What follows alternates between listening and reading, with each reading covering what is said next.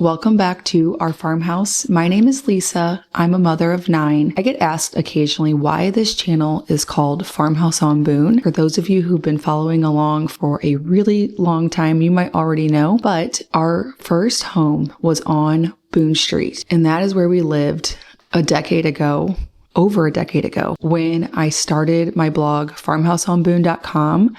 About a year later, 9 years ago now, I started this YouTube channel, and I have been posting every single week ever since, which is really hard to believe it's been that long. I was pregnant with our 5th baby, and I just started sharing what was happening in our lives. And at that time, we lived on a 1/4 acre right in town on Boone Street. We had dreams of moving to the country and having chickens, maybe goats, maybe a dairy cow. When we were living on that 1/4 acre, we did have chickens in a big garden, standing out back barefoot, hanging laundry, even though we were next door to a public park. So lots of passersby, but I was still getting to enjoy and learn all the things that I do now in my home a decade later and 3 homes later. Shortly after I started the YouTube channel, we moved to a 7-acre homestead with an old house and barn. We absolutely love that place. Kind of thought it would be our forever home, but eventually we realized there were a few things that we would like to do that we couldn't there, and we eventually found this property. We lived in an old house in town while we built this home. This is what will be, Lord willing, our forever farmhouse. Now things can always change, but for the foreseeable future, we are putting down roots here. We built this house from scratch. We designed it to look old. It was a long 2 years. And now I take you along making food for my large family and decorating this home, which has been so much fun. Every single week, we're working on something new, whether it is just making a curtain for a sink or building something outside. We're starting to think about gardens and landscaping, and it's just going to unfold in the years to come. This week, I want to share with you some recipes I'm making, as well as a few of those projects. First recipe on the list, this is the sheet pan gnocchi with chicken and vegetables. It starts with homemade gnocchi, which I really like because it uses really simple ingredients like potatoes. Now it does call for ricotta. A lot of times I'll make homemade ricotta, but today I just use yogurt instead, which works out excellent, to be honest.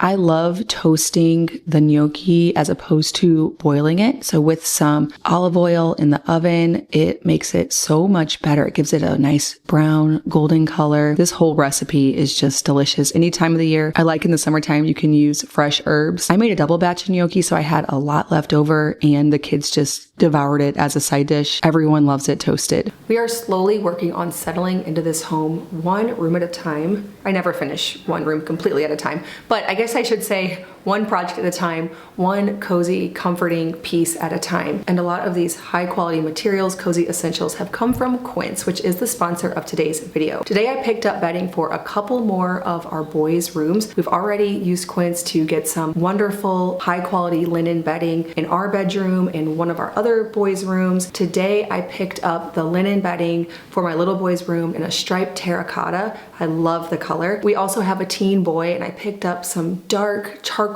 colored linen sheets and a duvet to really make it feel masculine in his decor style, but also comfortable and something that I think is very beautiful as well. Quince is your one-stop destination for high quality essentials across clothing, home goods, and accessories, all at affordable prices. From 100% grade A Mongolian cashmere and buttery soft bamboo bedding to 14 karat gold jewelry, cast iron Dutch ovens, and Italian leather bags, Quince brings all the high-end essentials together in one place. By working directly with top-tier manufacturers and cutting out the middleman, Quince gives you exceptional quality without the markup. Quince only works with factories that use safe, ethical, and responsible manufacturing practices and premium fabrics and finishes. We have so many Quince clothing pieces, between the denim that my daughters and I love to even some baby clothes. We have their Euro shams on our bed, as well as linen curtains throughout the home. All have been beautiful and high quality and have helped to make this place a home. To source high quality goods in your home, from clothing to cookware to bedding and curtains and quality materials like linen and cashmere, make sure to check out Quince. Use my link in the description box below for free shipping and 365-day returns. Again, thank you so much, Quince, for sponsoring today's video. I recently found some reclaimed toile fabric in a beautiful green shade. I like toile because I love a country home style, not super fancy. I like when it feels casual and collected over time. I love a home that can be a little bit messy and still look beautiful. It doesn't have to be perfectly polished and put together to feel comfortable, to feel inviting. And I think a toile fits right in with this. I wasn't exactly sure what I was going to use it for. I knew that I could figure out something, and already a few things have emerged. So the first is I wanted to put a curtain around the vanity table that is in our bathroom. So this table was made for me by Farmhouse Furniture Co. They're the same company that made our kitchen table or dining table and chairs. I reached out to them and asked them if they'd want to make a vanity for our new bathroom, and I think this just turned out so beautiful. It's very simple. We used a marble top, but I knew it would be really beautiful once we added a curtain. For this, I just used tension rods because I knew we wouldn't be getting in and out of it a ton. We throw extra toilet paper under there. I have some clippers that I use for the boys' hair and Luke's hair, and I might throw some other things on there, but probably infrequently used things. A tension rod can be a little bit annoying if you have to move a curtain very much because it comes down, but perfect for something like this. So I just put a rod pocket at the top and a hem at the bottom of both curtains. A very simple sewing project. Anytime I'm making a curtain or something that is going to be gathered, I measure how wide I want the curtain to be, and then I multiply it by 1.5 to create a lot of gathering. This fabric came lined and there was already a hem, so I was able to cut it in a way that I could use the hem that was already there and keep the lining. That's a tip for you, to keep your eye out everywhere you go, whether it's antique shops or thrift shops or even on Etsy, for old curtains and tablecloths that have a lovely print. You can repurpose them and use a lot of the sewing that's already on them if they were made into something before. It makes for a really simple and unique project because you never know what you might find.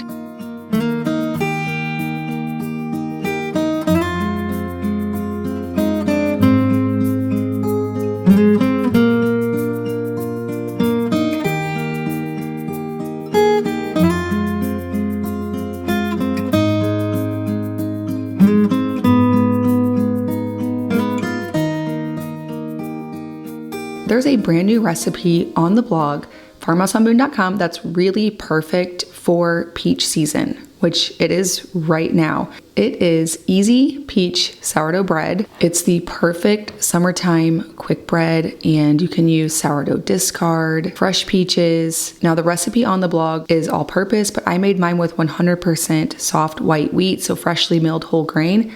Our scale broke and I have one on order, but it hasn't come yet. So we've been living for a few weeks without a kitchen scale. And that can be a little bit tricky when it comes to making freshly milled grain recipes because it comes out of the mill very fluffy. So if you just dip your cup measure in there, you're getting a light, airy product that really isn't enough flour. So I really recommend measuring all of your whole grains when you're making freshly milled recipes. But in order to account for that, I just hit my bowl against the counter a few times to kind of get some of that air out. And then I also packed it a little bit into the cup measurer, not like super tight, but just enough that it felt like the density of a store-bought flour, if you can imagine what that might feel like. Once it's been sitting in the bag and being transported to the grocery store and home, it gets quite compacted. And I tried to recreate that with my freshly milled grains, and it actually worked wonderfully. So I can get by without a scale. I think I said at one point that I could never live without a kitchen scale. Well, I definitely prefer having one, but while we are waiting for one to come, I actually do just fine without it. Our friends, the Crakies, they also have a channel here on YouTube, gave us some quail eggs. And so I'm using that today in this peach bread. I'm just kind of estimating on how many quail eggs equals a chicken egg, but you can't really go wrong. I otherwise followed the recipe exactly as it's written. The only change I made was swapping out the flour with that freshly milled soft white wheat. Well, other than, of course, the quail eggs as well. And it just turned out so good. This one's really good fresh. So when it's hot, slice into it. In our house, something like this disappears very quickly.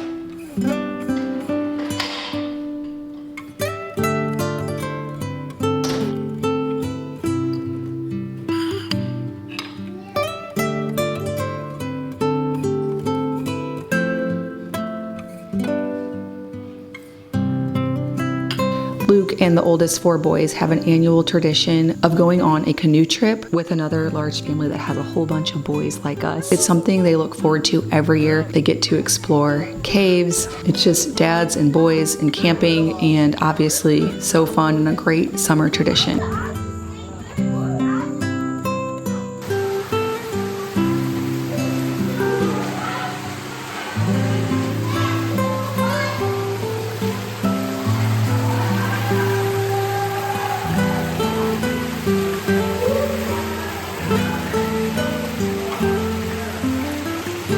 Another recipe on the blog that we've been enjoying is a zucchini gratin recipe. I like this because zucchini is abundant right now and you can only make so many zucchini breads. Though those are delicious, I like this because it's a great side dish and it calls for really simple ingredients like milk, cream, butter, garlic, onion, the things that you probably already have on hand. Now, I like to use my homemade sourdough breadcrumbs. I have those all the time because they're really easy to make with leftover sourdough bread products that you haven't gotten to. I just toast them and blend them and have them sitting on the countertop. I use them in meatballs, meatloaf. I also make fried chicken with it. So this dish is a perfect way to use them. You just mix up the breadcrumbs with some cheese and then put that on top of a creamy zucchini and onion mixture. It's a great way to use up the harvest. So for this one, you're going to preheat the oven to 400 degrees and then melt 3 tablespoons of butter in a skillet. Cook that until it's soft, then add in some garlic and zucchini and cook that a bit just to give everything a bit more flavor by sauteing it. I add a little bit of fresh nutmeg, salt and pepper, and then sprinkle with some flour. You can use all-purpose. I had some freshly milled grain flour that was already milled. Next, pour in a cup of cream and a half cup of milk, and a little bit of lemon zest really also brings out some of that flavor. Cook that over medium to low heat for about 3 to 4 minutes, stirring often until it thickens and cooks the flour. At this point, I like to taste the salt and the pepper, make sure it's seasoned properly. And I add it to a casserole dish, add the breadcrumbs and cheese mixture, dot it with some butter, and then bake until it is bubbly. It's also good leftover, so if you make a bunch of it, you can put it in the oven and have it for a quick and easy summer side dish.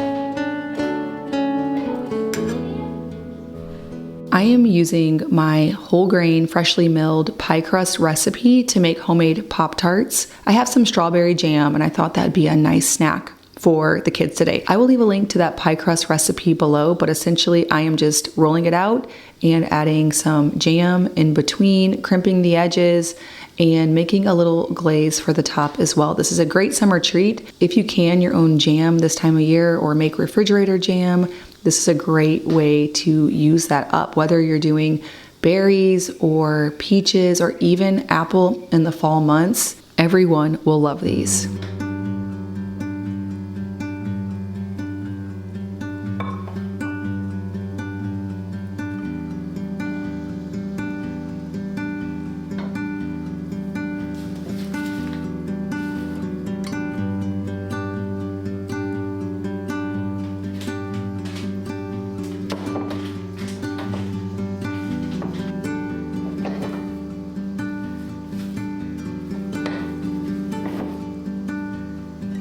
Just like with the peach bread, I still don't have my scale, so I tapped the bowl against the table a little bit to get any of the air out and compact the flour a bit.